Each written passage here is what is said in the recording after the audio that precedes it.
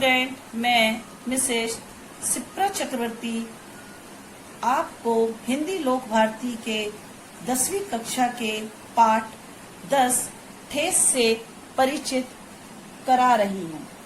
हमने इसके पहले भाग को हम पढ़ चुके हैं, जिसके अंतर्गत हमने देखा कि सिरचन फड़वेश्वर रेणु के घर पर कार के लिए पहुंचा। उसके बाद उसने किस प्रकार से अपना कार आरंभ किया, इसकी जानकारी हम आगामी इस भाग में लेंगे। तो आइए हम देखते हैं। सिरचन जाति का कारीगर है। मैंने घंटों बैठकर उसके काम करने के ढंग को देखा है। एक एक मोती और पटेर को हाथ में लेकर बड़े जतन से उसकी कुंची बनाता। अर्थात यहाँ पर अब सिरचन के परिचय के बारे में बताया गया है कि सिरचन जाति का कारीगर है, काम करने वाला। घंटों बैठ जाता है और काम करने का ढंग उसका ऐसा होता है, बड़े ध्यान पूर्वक वो कार्य को करता है। शब्द आया है मोथी।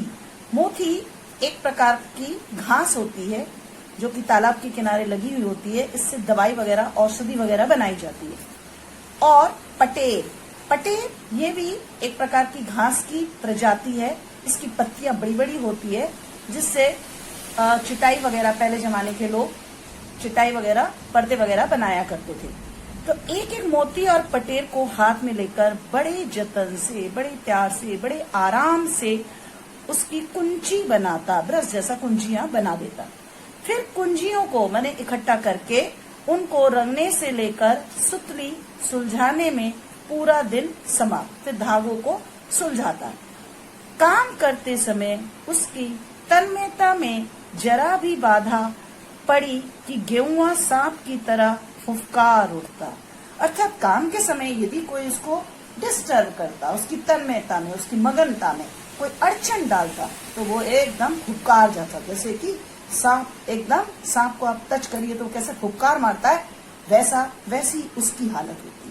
फिर किसी दूसरे से करवा लीजिए काम, फिर आपका वो काम नहीं करेगा, फिर आपको दूसरे से काम करवाना पड़ेगा। सिरचन मुंह जोर है, काम चोर नहीं। मुंह जोर है, मुंह का तेज है, बोलने वाला है, एकदम मुंह पर जवाब ताबड़तोड़ देने वाला।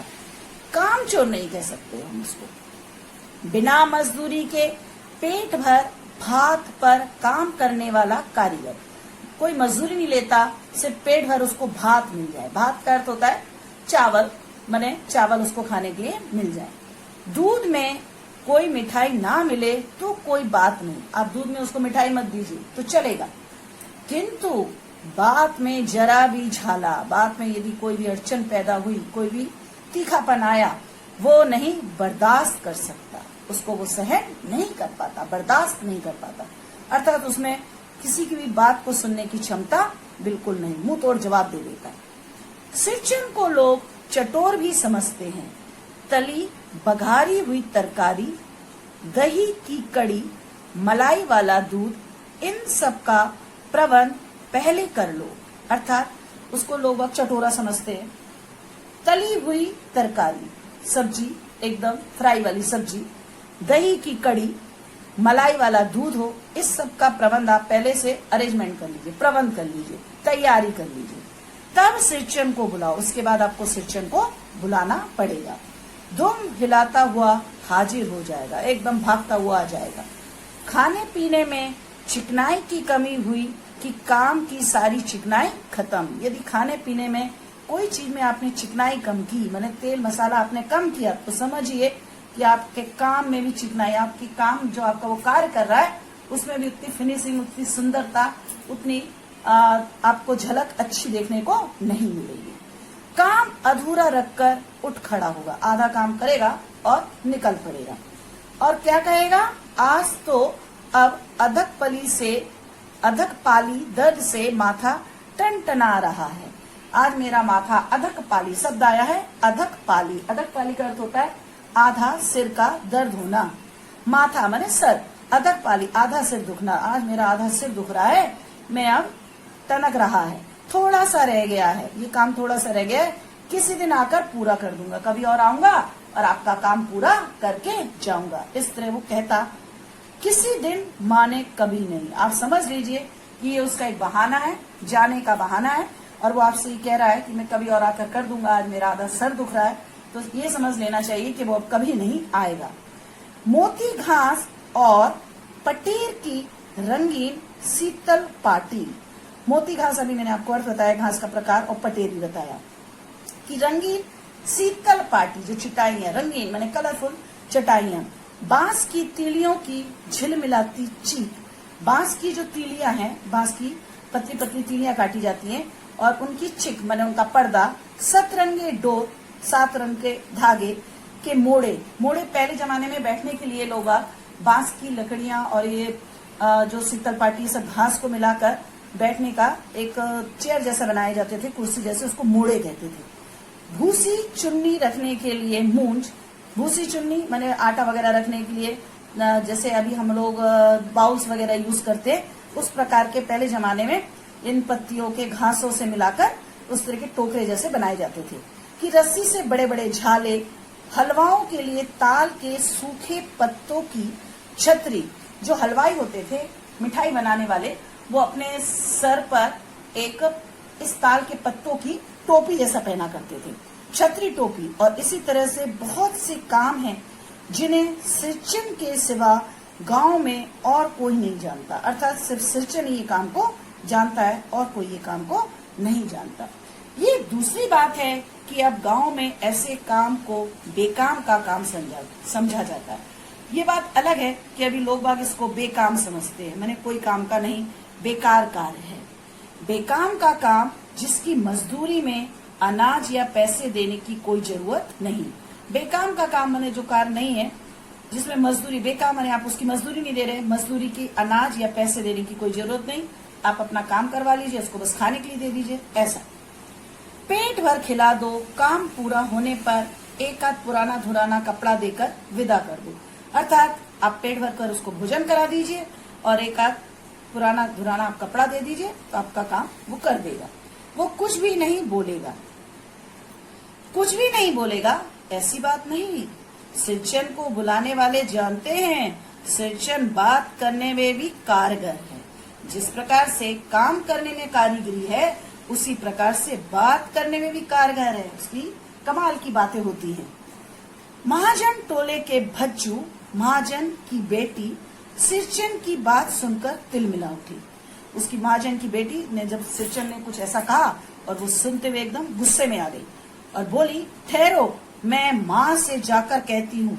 इतनी बड़ी बात, गुस्से में आ गई लड़की और क्रोध में उसने कहा, आपने इतनी बड़ी बात बोली, रुक जाओ, अभी मैं माँ को जाकर कहती हूँ। और आपने इतनी बड़ी बात कही।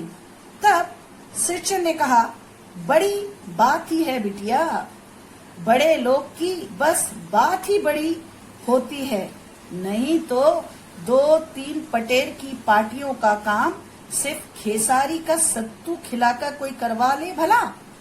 यहाँ पर सिरचन बोलता है कि हाँ बेटी, तू सही बोल रही है, मेरी बात ही बहुत बड़ी बड़ी है, नहीं तो तेरी माँ जो है इतना बड़ा 3-4 पटेर की पट्टियों से काम करवाती है और उसके लिए सिर्फ खेसारी का सत्तू। अब आप शब्द आपके समक्ष आया है, खेसारी। खेसारी एक प्रकार की दाल है जो कि गरीब लोग खेसरे की दाल भी बोलते हैं इसको, उसको खाया करते। उसको क्या किया जाता है, उस दाल को भुना जाता है और भुनने के बाद जो उसका आटा निकलता है उसको सत्तू कहते हैं।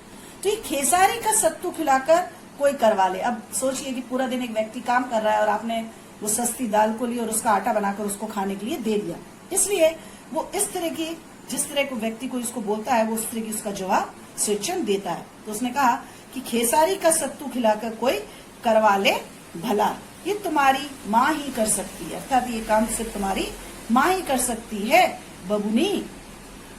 सिरचन ने मुस्कुराकर जवाब दिया था, हंसते हुए उसने ये बात को कहा था। एक बार मेरी सबसे छोटी बहन पहली बार ससुराल जा रही थी। यहाँ पर आया कि इस तरह उसने उसका जवाब दिया। अब यहाँ पर आगे की बात जो कि हम लोग खड़वेश रेणु की कहानी से संबंधित पढ़ रहे हैं। इस बार मेरी सबसे छोटी बहन पहली बार ससुराल जा रही थी। मानू के दूल्हे ने पहले ही बड़ी भाभी को लिखकर चेतावनी दे दी है। उसने लिखकर पहले से बता दिया है कि मानू के अर्थात उसने बतला दिया है कि मानू के जो भाभी को उसने पत्र के माध्यम से बताया कि मानू के साथ मिठाई की पतीली ना आए। पतीली बड़ा बर्तन, जिसको पतीली गांव की भाषा में कहा जाता है, ग्रामीण भाषा का इसमें काफी प्रयोग किया गया है।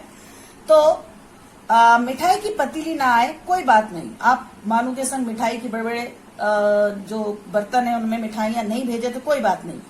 3 जोड़ी फैशनेबल चीक और पटेर की 2 शीतल पार्टियों के बिना आएगी मानू तो समझ लीजिए विस्मयादिबोधक चिन्ह। अर्थात आप बिना मिठाई के भेजेंगे तो चलेगा, परंतु चिक और पटेर के बिना भेजा तो आपको सोचना पड़ेगा। यहाँ पर सोचने का अर्थ डैश डैश जो दिया है, मतलब लड़की आपके घर पे पुनः भेज दी जाएगी, उसको ससुराल में नहीं रखा जाएगा। भाभी ने हंसकर कहा, बेरंग वापस, अर्थात वापस। इसलिए 1 सप्ताह पहले से सिरचन को बुलाकर काम पर तैनात करवा दिया था। सिरचन को पहले से 1 हफ्ते पहले से बुलाया गया और उसको काम पर तैनात मैंने लगवा दिया गया था। देखो सिरचन, इस बार नई धोती दूंगी, असली मोहर छाप वाली धोती। मन लगाकर ऐसा काम करो कि देखने वाले देखते ही रह जाएं। देखो सिरचन, ऐसा काम करो कि जो देखेगा धोती को, जो आप काम करोगे उस शीतल पार्टी को देखने पर लोगों को ऐसा लगे देखते ही रह जाएं। मैं तुम्हें अच्छी सी एक धोती दूंगी। पान जैसी पतली छुरी से बांस की तीलियां और कमानियों को चिकनाता हुआ सिरचन अपने काम में लग गया।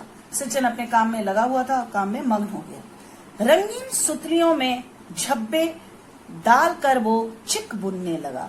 यह शब्द है झब्बे, मैंने फूल जैसे धागों के इकट्ठा एकत्रित करके बुन लिया जाता है, उसे झब्बे कहा जाता है। तो रंगीन सुतलियों में झब्बे डालकर वो चिक बुनने लगा, पर्दा बनाने लगा। 1.5 हाथ की बिनाई देखकर ही लोग समझ गए इस बार एकदम नए फैशन की चीज बन रही है। जैसे उसने 1.5 हाथ के करीब उसने वो पर्दा बनाया, चिक बनाया, तो बिनाई मैंने बुनकर तैयार किया, तो लोगों को समझ में आ गया कि भाई चीज तो बड़ी नए मॉडर्न की फैशन वाली बन रही है। मजली भाभी से नहीं रहा गया। घर परिवार संयुक्त परिवार है, सब लोग घर में मिलकर रहते हैं। उसने जब ये देखा तो उससे रहा नहीं गया। पर्दे की आड़ से बोली, पहले ऐसा जानती कि मोहर छाप वाली धोती देने से ही अच्छी चीज बनती है तो भैया को खबर भेज देती। बड़े तीखे स्वर में बोलती है मजली भाभी कि मुझे ऐसा मालूम होता कि भाई कुछ अच्छी धोती दे देते तो काम अच्छा बनता है, तो मैं भी भैया को खबर भेज देती, मेरे भाई को भेज देती, और मेरे भाई के लिए मैं भी खबर भेज देती कि मेरे को इस तरह का सामान देंगे, आप धोती अच्छी देंगे तो ये हमारे लिए अच्छी चिक बना कर देगा। काम में व्यस्त सिरचन के कानों में बात पड़ गई। वो काम में लगा हुआ था सिरचन, और जैसे उसने ये बात सुनी बोला, मोहर छाप वाली धोती के साथ रेशमी कुर्ता देने पर भी ऐसी चीज नहीं बनती बहुरिया। उसने उसका जवाब उल्टा दे दिया कि अरे ऐसा मत समझो कि आप धोती दोगे तो मैं काम कर दूंगा, उसके संग आप यदि मेरे को रेशमी कुर्ता भी देती तो भी मैं ऐसा काम चीज नहीं बनाता। मानू दीदी काकी की सबसे छोटी बेटी है। मानू दीदी का दूल्हा अफसर आदमी है। अर्थात वो व्यंग करके इस बात को समझा देता कि आगे आप अपने भाई के बारे में बोल रहे हो, पर यहाँ आपको ये मालूम होना चाहिए कि मानू दीदी का जो आदमी है वो है क्या, वो एक अफसर आदमी है। मजली भाभी का मुंह लटक गया। मेरी चाची ने, अर्थात फरवेश्वर रेणु जी कहते हैं कि मेरी चाची ने फुसफुसाकर कहा, किससे बात करती है बहू, मुहर छाप वाली धोती नहीं, मूंगिया लड्डू। मूंगिया लड्डू अर्थात मूंग के लड्डू। अरे बहू किससे बात करने में लगी है, मालूम नहीं है, मूंग के लड्डू। बेटी के विदाई के समय रोज मिठाई जो खाने को मिलेगी, अर्थात बेटी की जब विदाई हो जाएगी तो मिठाई तो खाने को मिलेगी, देखती है ना। अर्थात उसने भी इस का जिस तरह सिरचन ने जवाब दिया, उसने भी तीखे स्वर में उल्टा जवाब दिया कि तेरे को मालूम होना चाहिए कि ये बनाने के बाद जब वो जाएगी तो मूंगिया के लड्डू बनेंगे, मूंग के लड्डू खाने के मिलेंगे। इसलिए सिरचन यहाँ पर काम पर लगा हुआ है। इस प्रकार से यहाँ पर बात बढ़ती है। ये हमने यहाँ पर आज इस पाठ को यहाँ तक लिया और समझा। आगामी पाठ हम तीसरे भाग में देखेंगे। Thank you.